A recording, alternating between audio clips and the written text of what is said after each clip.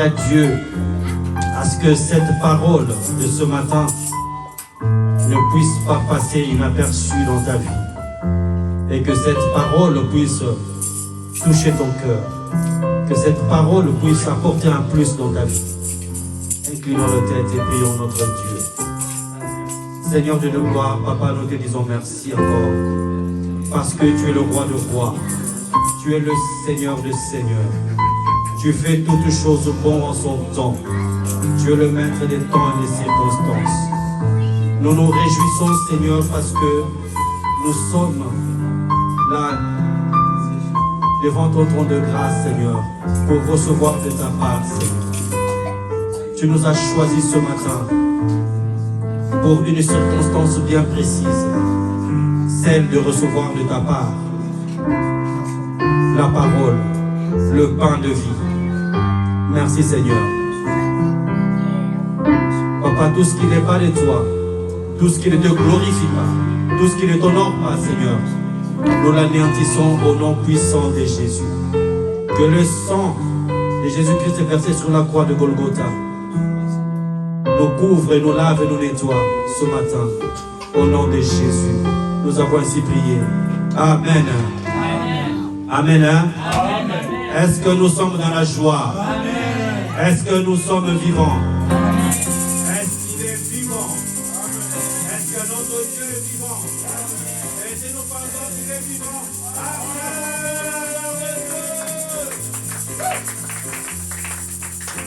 Alléluia.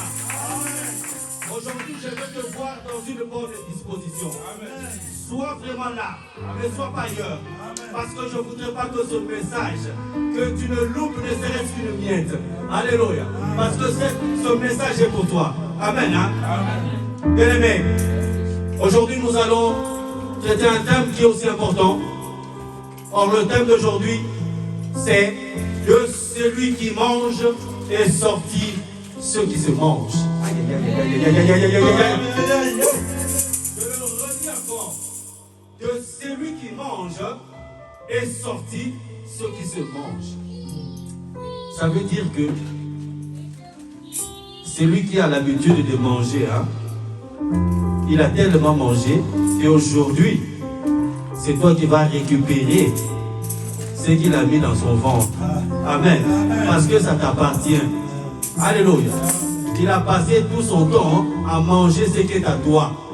Mais aujourd'hui, toi, tu vas récupérer ce qui est à toi. Alléluia. Tu vas le récupérer au nom de Jésus-Christ de Nazareth. Amen. Bien-aimés, nous allons avant tout ouvrir nos Bibles. Parce qu'aujourd'hui, nous allons parler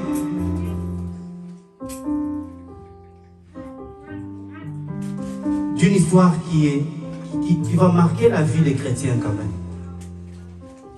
On va voir le comportement d'un chrétien. Un comportement qui est tantôt oui, tantôt non. Tantôt je suis avec toi le Père, tantôt je te tourne le dos. Amen. Ça c'est le comportement de nous qui sommes chrétiens. Lorsque Dieu t'apporte, tu te réjouis. Mais une fois que tu reçois, tu lui tournes le dos. Alléluia. Amen.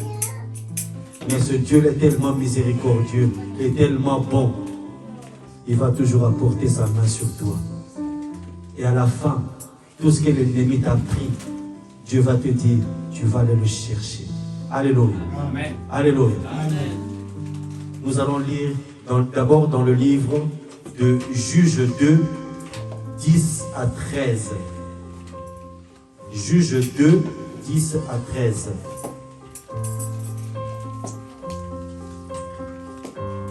Est-ce que nous y sommes? J'aimerais entendre que oui, nous sommes. Si nous ne sommes pas tous prêts, on ne lit pas. Et surtout pour lire, je vous saurais gré de bien vous lever pour honorer la parole de Dieu. Parce que notre Dieu doit être au-dessus de toutes choses. Parce que lorsque la parole de Dieu est prononcée, il y a des miracles qui se suivent. Parce que c'est une parole puissante. Est-ce que nous sommes?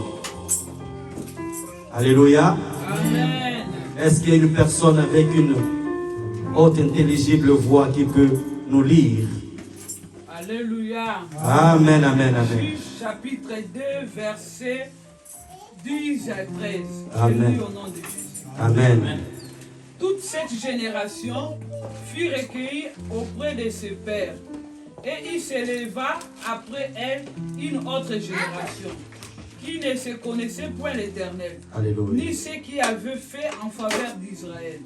Les enfants d'Israël furent alors ceux qui déplaient à l'Éternel, et ils servirent les Baals. Ils adorèrent l'Éternel, le Dieu de leur père, qui les avait fait sortir du pays d'Égypte, et ils allèrent après d'autres dieux, d'entre le Dieu des peuples qui les entourent. Ils se prosternèrent devant eux et ils irritèrent l'Éternel. Ils abandonnèrent l'Éternel et ils servirent Baal et les Astartes. Amen. Amen. Parole du Seigneur. Amen. Nous pouvons nous asseoir. Ça, c'est juste une mise en bouche. Parce que nous allons lire encore un autre verset, mais un peu plus tard. Bien-aimés, on a bien compris le contenu de ce verset. Ce verset nous parle du comportement du peuple d'Israël. Alléluia. Amen. Ce peuple que Dieu a tant aimé, le peuple que Dieu a mis à part. Mais ce peuple, de par son comportement, n'a jamais été fidèle à Dieu. Alléluia. C'est ce que je viens de vous dire. Même nous qui sommes aujourd'hui, bien que nous sommes des peuples mis à part, mais nous ne sommes pas fidèles. Il n'y a que lui seul, Jésus, qui est fidèle. Parce qu'à chaque fois, on lui tourne le dos. Mais lui, il nous attend gentiment. Il est toujours fidèle à sa parole, à ses promesses. Alléluia. Or, le peuple d'Israël, c'est un peuple qui a été souvent infidèle. Cette histoire se passe pratiquement au XIIe siècle. On nous parle du XIIe siècle avant Jésus-Christ. Au temps des juges. Alléluia. Au temps des juges. Et il s'est produit beaucoup de choses pendant ce temps-là. D'abord, il y avait Moïse qui était à la tête du peuple d'Israël. Et Moïse est décédé. Moïse est mort. Et Josué a repris le règne avec les anciens. Mais pendant que Josué dirigeait le peuple d'Israël, le peuple d'Israël était fidèle à Dieu. Le peuple se comportait tellement bien. Et c'est pour ça que les Israélites évoluaient de victoire en victoire à l'ère de Josué. Alléluia. Mais après la mort de Josué et les anciens, toute la génération de Josué soit morte. Le peuple d'Israël s'est corrompu. Alléluia. Est-ce que vous êtes avec moi? Amen. Ce peuple a changé de camp. Ce peuple est devenu idolâtre. Et pour la première fois, on va assister à ce qu'on appelle l'apostasie. Ce peuple va alors se donner à deux divinités. Le dieu de Baal, c'est un dieu de pluie. Alléluia. Et Astarté. La Bible dit Astarté. Astarté, c'est la déesse de la fécondité, dont l'adoration se faisait par des orgies, par la fornication. Et là, on adorait Astarté. Et ça, depuis que Israël est une nation et qu'il se comporte mal, il y a une chose qui va se produire. C'est que la faveur de Dieu va quitter Israël. Parce que Dieu va se mettre en colère. C'est un peu comme nous. Je nous exhorte aujourd'hui dans ce sens-là. Parce que nous sommes des descendants d'Abraham. Les Israélites sont des descendants d'Abraham. Donc nous sommes aussi comme des Israélites. Et aujourd'hui, quand on trouve un enfant de Dieu qui se donne à Dieu, mais il suffit juste qu'il y ait d'autres illuminations extérieures du monde, il se laisse emporter. Il se laisse emporter. Et là, notre Dieu, bien qu'étant fidèle, il t'attend. Mais autrefois, Dieu s'énervait. Parce que s'il y a quelque chose qui énervait Dieu au plus haut point, c'est l'idolâtrie. Alléluia. Amen. C'est l'idolâtrie. Et Dieu va alors prendre des mesures contre ce peuple. Dieu va prendre des mesures contre ce peuple. La première des choses, c'est que Dieu va se fâcher et la main de Dieu et la faveur de Dieu va se retirer d'Israël. Or, la main de Dieu, c'est le pain de tous les jours. Alléluia. Amen. La main de Dieu, c'est le pain de tous les jours. Et la faveur de Dieu, ce sont les grâces, les bénédictions. Bien-aimés, la façon dont nous marchons parfois, nous abandonnons Dieu et nous voulons que Dieu puisse réaliser nos rêves, nos souhaits. Est-ce que tu marches bien avec Dieu? À quel niveau tu as laissé Dieu? Dans quel rond-point tu as laissé ton Dieu? Dans quel cagibi chez toi à la maison tu as enfermé Dieu? Parce que tu as l'impression que tu t'auto-suffis. Mais lorsque tu as besoin de Dieu, tu recours à lui. Il y a d'autres qui ne reviennent même pas. Ils vont plébisciter autre chose. Si autrefois, le peuple d'Israël s'est donné au Dieu de Baal et Astarté, mais nous aussi, aujourd'hui, dans notre époque, on se donne à autre chose. Alléluia. On se donne à autre chose. On abandonne Dieu. On ne prie plus. On est dans le monde. On vit à la vitesse du monde. Parce que tout ce qui a trait à Dieu devient ennuyant. On abandonne Dieu. Or, l'idolâtrie, ce n'est pas seulement se prosterner devant les statues. Alléluia. L'idolâtrie, c'est mettre Dieu en deuxième lieu. C'est-à-dire la place qui devait revenir à Dieu, vous le lui privez. Alléluia. Or, Dieu doit être toujours au premier rang. Alléluia. Est-ce que nous sommes comme les Israélites d'autrefois? Vous allez le voir, qui se prosterne devant le Dieu de Baal. Oh, moi je vais dire à quelqu'un ce matin, mon Dieu n'est pas une statuette. Mon Dieu, même si je le vois. Alléluia. Bien-aimés, les Israélites allaient se prosterner devant les statues. Ils voient les statues, ils demandent aux statues, qu'est-ce que tu peux faire pour moi? Et la statue le regarde comme ça, il ne dit rien. Oh, mais moi je ne vois pas mon Dieu. Il est invisible. Mais lui, il me voit. Et quand il me voit, il connaît mes problèmes. Il connaît mes soucis. Il suffit juste que je lui parle. Et quand je lui parle, il me répond.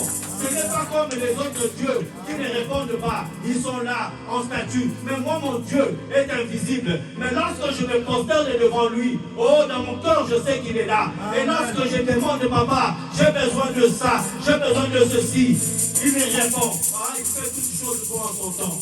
Alléluia. Amen. Je vais dire à quelqu'un ce matin, ne tourne pas le dos à ton Dieu. Mais le peuple d'Israël a tourné le dos à son Dieu. Et la conséquence, la main de l'Éternel s'est retirée. La faveur de Dieu s'est retirée. Et autre chose encore que Dieu va faire, Dieu va susciter les ennemis contre l'Israël. Bien-aimés, Dieu va susciter des ennemis contre son propre peuple.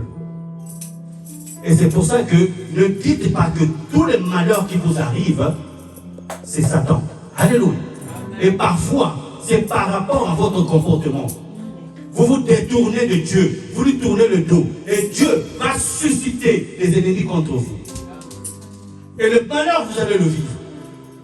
Et tout ça, c'est pour que vous puissiez revenir à votre Créateur. Amen. Le peuple d'Israël, au lieu d'adorer le Créateur, ils se mettent à adorer la créature. Des créatures qui ne parlent pas. Des créatures qui ne peuvent rien vous apporter. Et comment voulez-vous que votre Dieu, qui vous a créé à son image, puisse accepter que son image, à lui, qui est en vous, alléluia, puisse aller adorer des statues. Et Dieu va susciter des ennemis contre Israël. Et ces ennemis-là vont vraiment oppresser Israël. Ces ennemis vont vraiment oppresser Israël au point où Israël va suffoquer. À chaque fois. Déjà, la main de l'Éternel n'y est plus. Ça veut dire que plus de pain. Et c'est la misère. Plus d'opportunités. La grâce de Dieu n'y est plus.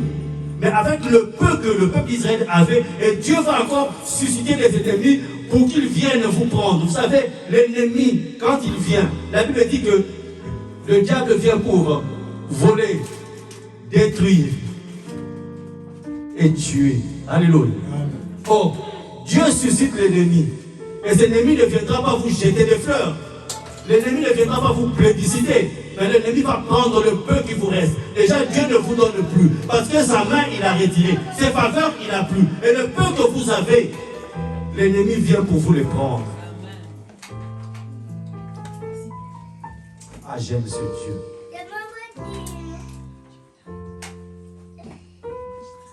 Il ne faut pas chercher que Dieu se détourne de vous. La Bible dit,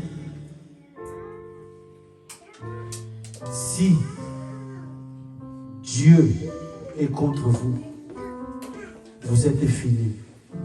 Alléluia. Il faudrait que Dieu soit toujours de votre côté. Parce qu'il n'y a aucun avocat supérieur à Dieu qui viendra plaider pour votre cause. Il n'y a pas d'avocat. Parce qu'il n'y a que lui seul qui décide. Est-ce que vous êtes avec moi? Amen. Il n'y a que lui seul. Et la souffrance était telle auprès des enfants d'Israël. Le peuple d'Israël a compris que non, il faut aller vers Dieu. Il faut crier, il faut pleurer. Et ce peuple a commencé à hurler, à invoquer le nom de Dieu. Seigneur, viens nous aider. Oh Dieu, on a besoin de toi. Viens nous aider. Apporte-nous ta grâce, Seigneur. Et c'est ce que nous faisons. Lorsque nous sommes aux abois, et c'est là qu'on va chercher Dieu. Mais lorsqu'on a un peu de ce qu'on devrait avoir pour survivre, et là, on n'a pas besoin de Dieu. Oh, j'ai mon travail. Moi, ça m'arrange. À la fin du mois, j'ai mon salaire. Hein. J'ai tout ce qu'il faut. J'ai ma voiture, j'ai ma maison. J'ai tout ce qu'il faut. Qu'est-ce que Dieu va m'apporter? Il y a même des langages qu'on trouve. Il y a des gens qui disent que j'ai tout ce qu'il faut. L'église, c'est pour les gens qui n'ont rien. Moi, j'ai tout ce qu'il faut. Pourquoi je vais aller chercher Dieu? Alléluia. Mais le jour que Dieu va te récupérer tout ça, et c'est là que tu verras qu'il va aller chercher Dieu.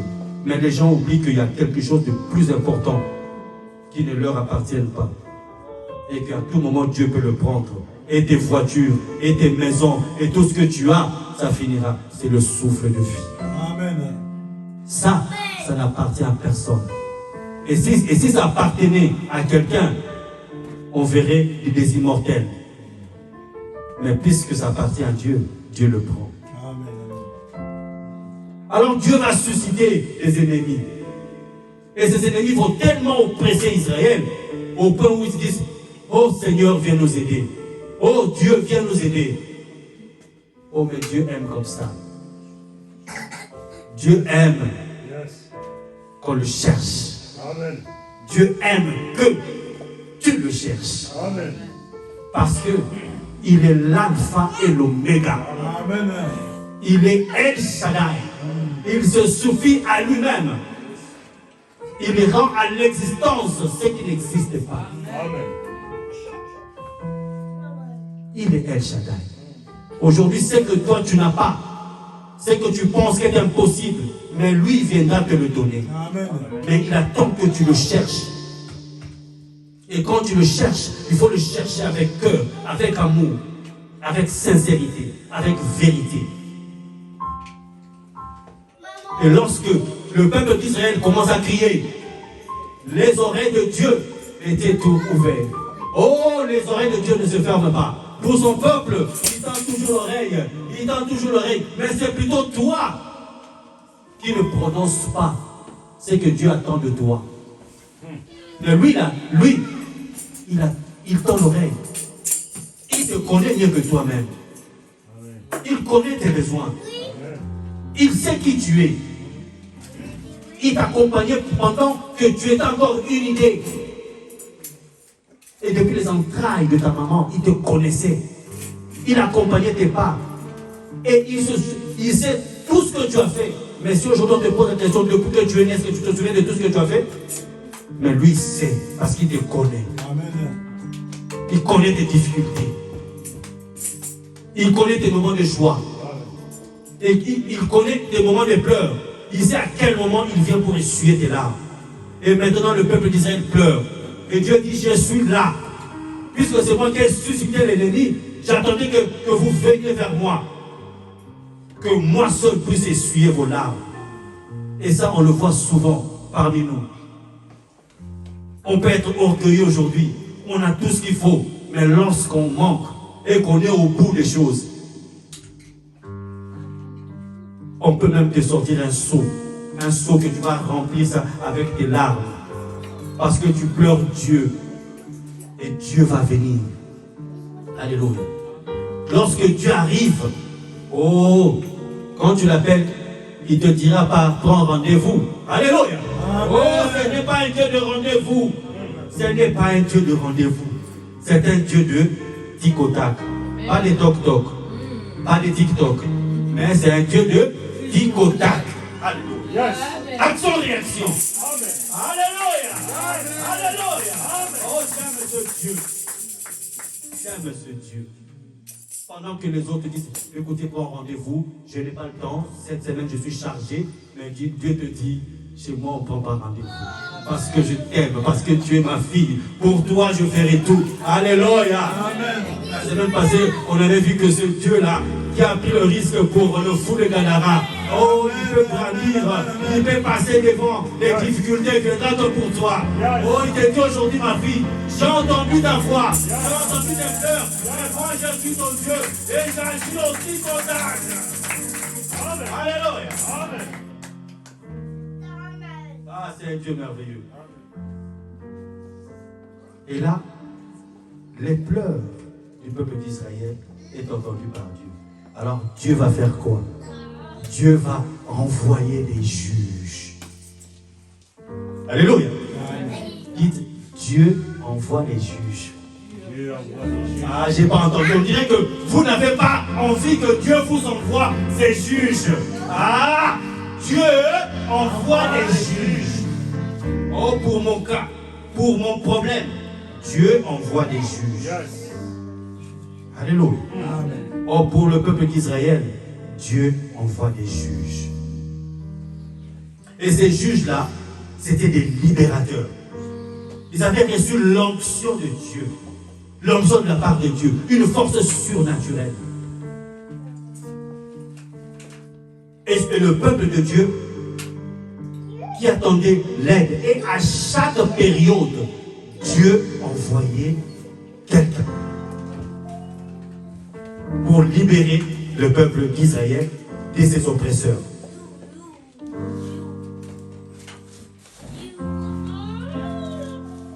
Bien-aimés, ces juges-là, quand ils viennent, ils agissent et le peuple de Dieu reçoit un peu de répit.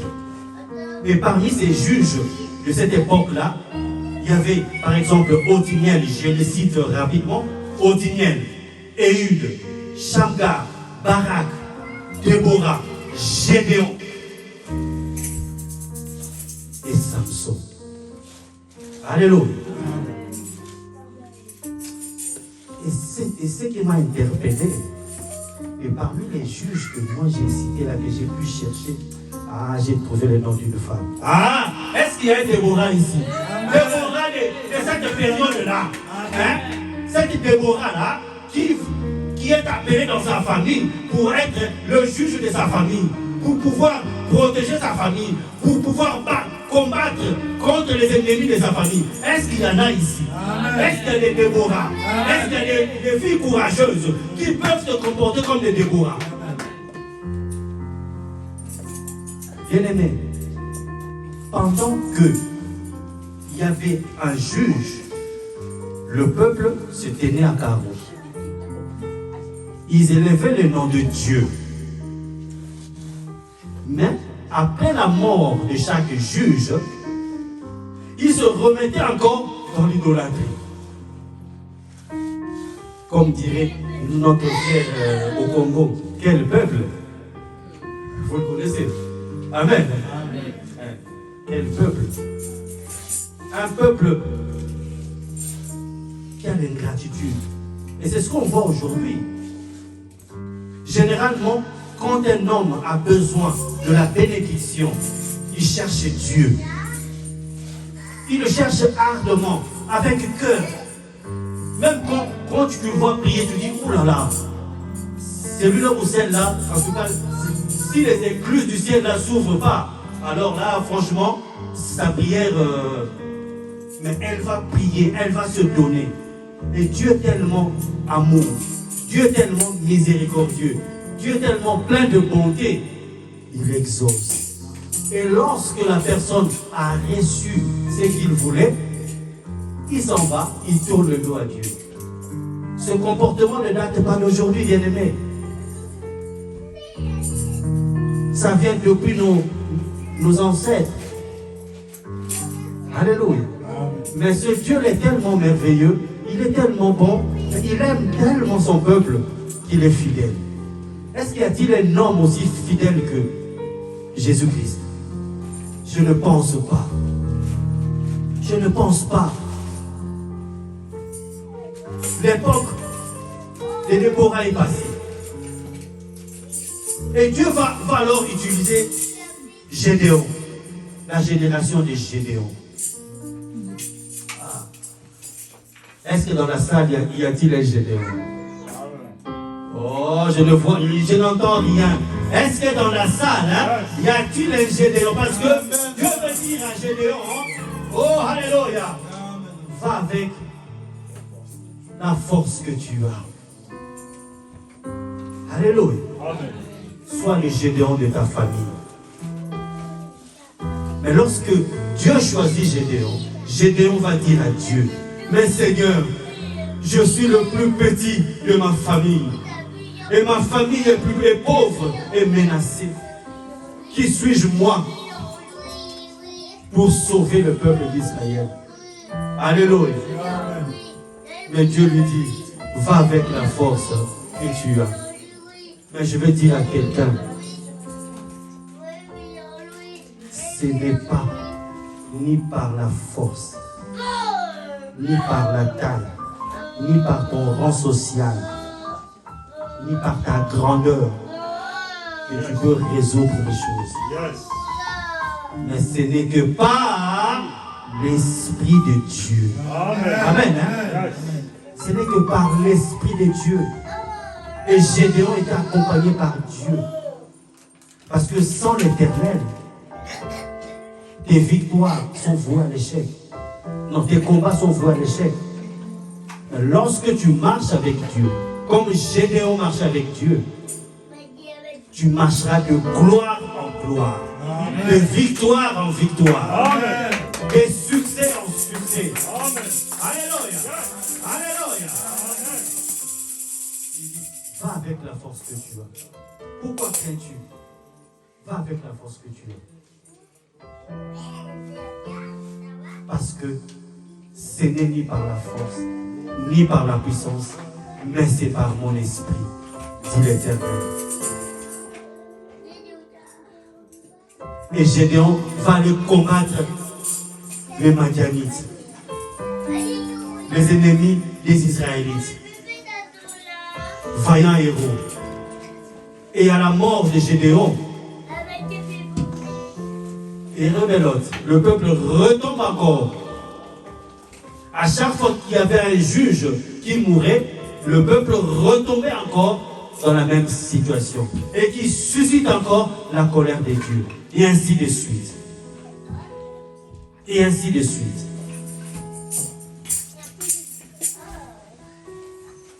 Bien que Gédéon a vaincu les Madianites, laisse-moi vous dire que malgré toutes les prouesses, malgré le répit qu'ils avaient, à chaque fois qu'il y avait un juge, et à la mort du juge, ils retombaient encore dans l'idolâtrie. Ils tournaient le dos à Dieu. Bien-aimés, je vais nous demander de ne pas tourner le dos à Dieu. Lorsque Dieu te donne, glorifie ce Dieu et continue toujours à glorifier. Et si tu oublies, revois ta vie. Revois juste ta vie. Regarde derrière toi. D'où tu viens. Moi, je ne connais pas ta vie. Toi, tu connais ta vie. Quelles sont les bonnes choses que tu as vécues? Que Dieu a marché avec toi. Déjà, le souffle de vie, c'est un acte de témoignage. Parce que hier encore, il y a des gens qui sont morts.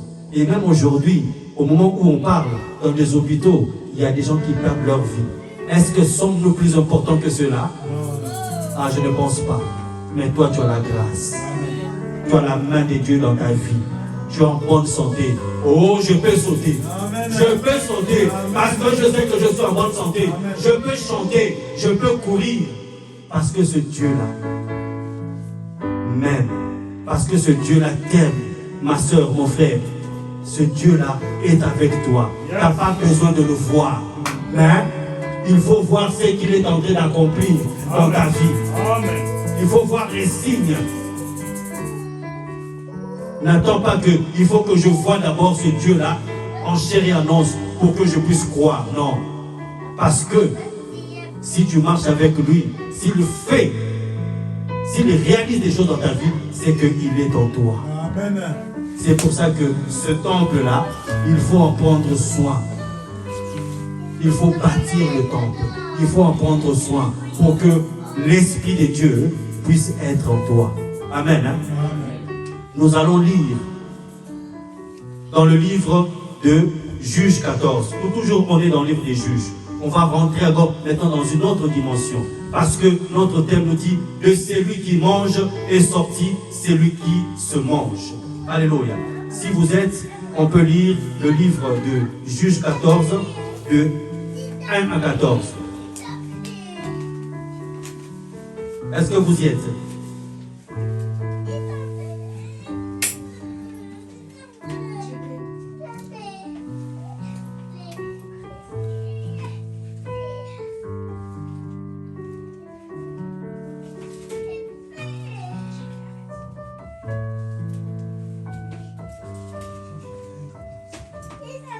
Je lis. Est-ce que vous y êtes pas encore?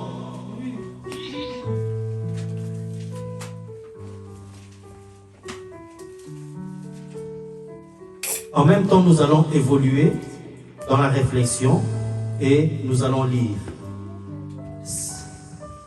Et là, maintenant, on va rentrer pour parler de l'histoire d'un juge exceptionnel.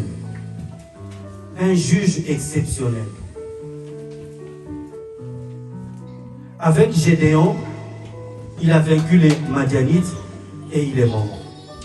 Et le peuple est tombé dans le péché. Et voici un homme au nom de Manoach. Un homme qui craignait Dieu. Avec sa femme, ils étaient stériles.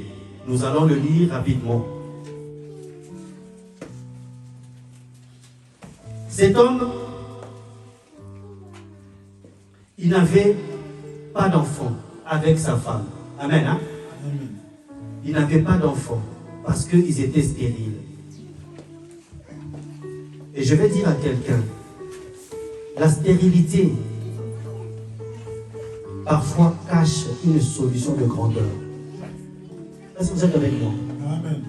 Je le redis avant qu'on lise la parole de Dieu. Manoach et sa femme, ils étaient stériles.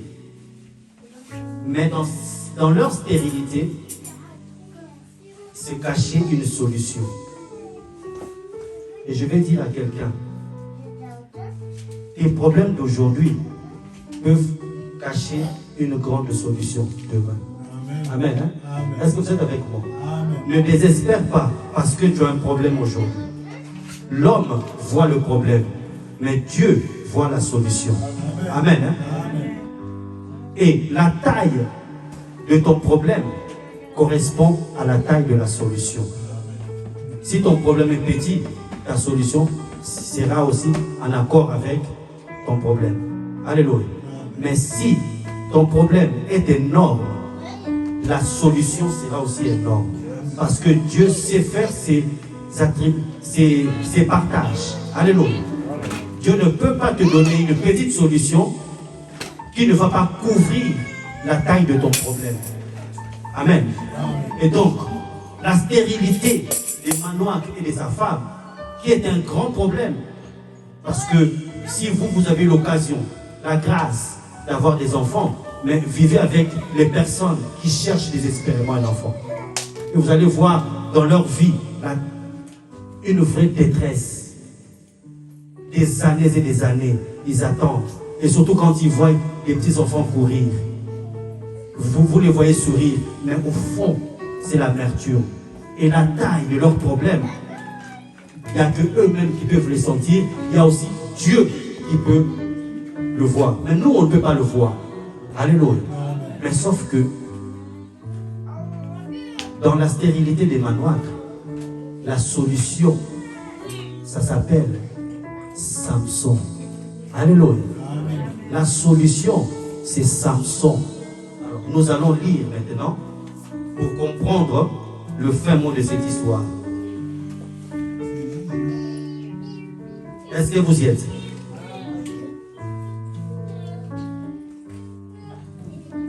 Juge chapitre 14, verset 1 à 14. 1 à 14. Samson descendit à Tina et il y vit une femme parmi les filles des Philistins.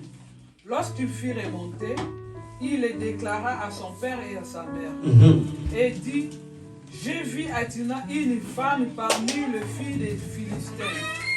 Prenez-la maintenant pour ma femme. Son père et sa mère lui dirent: n'y a-t-il point de femmes parmi les filles de tes frères et dans tout notre peuple, et que tu ailles reprendre une femme chez les Philistins qui sont incirconcis? Et Samson dit à son père: prends-la pour moi, car elle me plaît. Son père et sa mère ne savaient pas que cela venait de l'Éternel, car Samson cherchait une occasion de dispute de la part des Philistins. À ce temps-là, le Philistin dominait sur Israël. Samson descendit avec son père et sa mère à Tina. Lorsqu'il arrivait aux vignes de Tina, voici un jeune lion rougissant vint à sa rencontre. L'esprit de l'Éternel saisit Samson et, sans avoir rien à la main, Samson déchira le lion comme on déchire un cheveu. Il ne dit point à son père et à sa mère ce qu'il avait fait. Il descendit et parla à la femme et elle lui plut. Quelque temps après, il s'est rendu de nouveau à Tina pour la prendre et se détourna pour voir les cadavres du lion. Et voici, il y avait un essai d'abeilles et du miel dans le corps du lion. Il prit entre ses mains le miel dont il mangea pendant la route. Et lorsqu'il fut arrivé près de son père et sa mère, il leur adonna.